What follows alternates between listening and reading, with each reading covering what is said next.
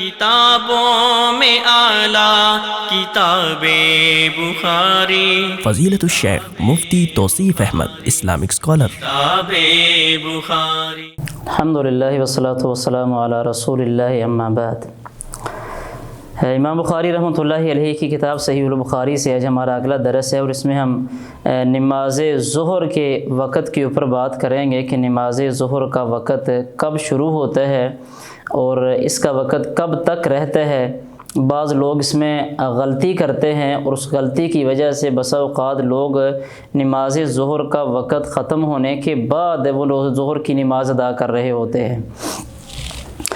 تو امام بخاری رحمۃ اللہ علیہ نے باب باندھا ہے کہ باب وقت ظہر عند الزوال، کہ ظہر کی نماز کا جو وقت ہے وہ زوال کے وقت سے شروع ہوتا ہے، زوال سے شروع ہوتا ہے۔ زوال کا معنی یہ ہے کہ سورج جب انسان کے یوں سمجھ لیں کہ بالکل سر کے اوپر ہوتا ہے اور وہ مغرب والی جانب وہ ڈھلتا ہے، جھکتا ہے، تو بالکل اس وقت کو زوال کا وقت کہا جاتا ہے۔ یہاں بعض لوگوں میں کئی توہمات اور خیالات بھی ایسے ہیں جی کہ جو زوال کا وقت ہوتا ہے لوگ اس کو یہ سمجھتے ہیں کہ یہ شاید نقصان کا وقت ہے۔ یہ زوال نقصان سے نہیں ہے، یہ زوال وہ سورج کا زائل ہونا ہے، سورج کا مغرب کی طرف جھکنا ہے۔ انسان کے بالکل سر کے اوپر سورج عمومی طور پہ گرمیوں میں، سردیوں میں تو تھوڑا ہٹ کے ہوتا ہے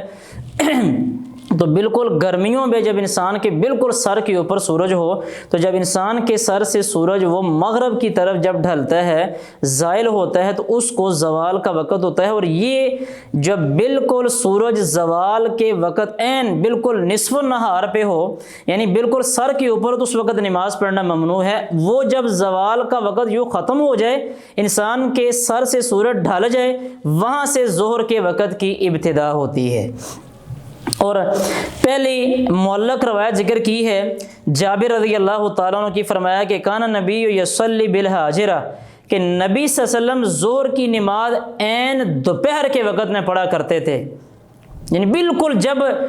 دوپہر ہوتی تھی، سورج بالکل ڈھلتا تھا، اور اس کے فوراً بعد اللہ کے نبی صلی اللہ علیہ وسلم وہ ظہر کی نماز ادا کرتے تھے۔ اگلی حدیث ہے بیان فرمایا حدثنا ابو الیمان، یہ الحکم بن نافع ہیں اور یہ امام بخاری، امام ابن معین وغیرہ کے استاد ہیں، اور اس میں جو موضوع کے متعلقہ جو ٹکڑا ہے تو میں وہ صرف بیان کرتا ہوں، آگے حدیث تو لمبی ہے۔ انس بن مالک رضی اللہ تعالیٰ بیان فرماتے ہیں کہ ان رسول اللہ خرج حین زاغت الشمس فصلی الظہر، کہ نبی صلی اللہ علیہ وسلم نے جب سورج ڈھل گیا، وہ زوال کا وقت ختم ہو گیا، تو فرمایا اس کے بعد اللہ کے رسول علیہ الصلوۃ والسلام نکلے اور آپ نے ظہر کی نماز ادا کی ہے۔ یہ اس نماز کا وقت ہے، یہاں سے نماز کا وقت شروع ہوتا ہے۔ اور ہمارے معاشرے میں عمومی طور کے اوپر سعودی عرب وغیرہ کے اندر تو یہ بات دیکھنے کے اندر ملتی ہے کہ وہ لوگ سورج کے ڈھلنے کے فوراً بعد وہ ظہر کی نماز ادا کرتے ہیں۔ مسجد حرام میں بھی یہ بات دیکھنے کے اندر آئی ہے کہ کئی دفعہ تو ایسے ہوا ہے کہ 12:30 بجے 12:25 پہ اذان ہو جاتی ہے، ظہر کی اذان ہو جاتی ہے، اور یہاں ہمارے ہاں مطلب 1:15 بجے 1:30 بجے، یعنی اگر زوال کا جو وقت ہے وہ اگر بالفرض 12:15 بجے ہے، اس کے باوجود جو ہے وہ نماز 1:15 بجے 1:30 بجے اور بسا اوقات بعض مساجد میں 1:45 بجے تک جو ہے وہ ظہر کی نماز وہ چلی جاتی ہے۔ تو اس میں احتیاط کرنی چاہیے۔ اگلی حدیث جو ہے وہ حفص بن عمر بن غیاث ہیں، وہ بیان فرماتے ہیں کہ ابو برزہ رضی اللہ عنہ فرماتے ہیں کہ نبی صلی اللہ علیہ وسلم یصلی الصبح واحدنا یعرف جلیسہ، آگے اس کا وقت بھی بیان ہوگا۔ پر میں صبح کی نماز اللہ کے رسول علیہ الصلوۃ والسلام اس وقت پڑھتے تھے جب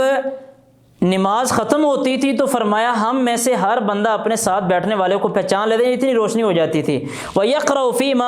مَا بَيْنَ 60 إِلَى 100، 60 سے لے کے 100 آیتیں اللہ کے رسول صلی اللہ علیہ وسلم پڑھا کرتے تھے۔ وَيُصَلِّ الظُّهْرَ إِذَا زَالَتِ الشَّمْسُ، ظہر کی نماز اللہ کے رسول صلی اللہ علیہ وسلم اس وقت پڑھتے تھے جب سورج ڈھل جاتا تھا۔ صحیح بخاری وغیرہ میں اس کے علاوہ بھی کئی ایک روایات کے اندر یہ بات موجود ہے کہ یہ ظہر کی نماز کا وقت ہے، یہاں سے ظہر کی نماز کا وقت شروع ہوتا ہے۔ آگے صحیح مسلم کی ایک حدیث میں بطور فائدہ ذکر کر دیتا ہوں، اس کی حدیث نمبر 612 فرمایا وقت ظہر اذا زالت الشمس وکان ظل رجل کطولہ۔ اب اس میں وہ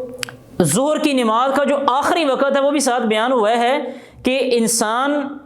وقت ظہر کا وہاں سے شروع ہوتا ہے جب سورج ڈھل جاتا ہے، اور فرمایا ظہر کی نماز کا وقت وہاں تک رہتا ہے کہ انسان کا سایہ وہ انسان کے برابر ہو جائے. یعنی ایک انسان کا جسم اگر 5 فٹ ہے تو انسان کا سایہ بھی جب 5 فٹ ہوتا ہے تو انسان کا سایہ جب 5 فٹ ہو جاتا ہے تو وہاں تک ظہر کی نماز کا وقت رہتا ہے. یہاں ایک بات یہ سمجھیں کہ یہ جو وہ سایہ نکالنا ہے اگر، تو وہ جو زوال کے وقت عین جب انسان کے سر کے اوپر سورج ہوتا ہے اس وقت بھی انسان کا گرمیوں میں یہ سایہ تھوڑا ہوتا ہے، سردیوں میں کیونکہ سورج تھوڑا انسان کے بالکل سر کے اوپر نہیں ہوتا تو اس وقت وہ زوال کے وقت میں انسان کا سایہ زیادہ ہوتا ہے. لہذا وہ زوال کے وقت کا سایہ نکال کے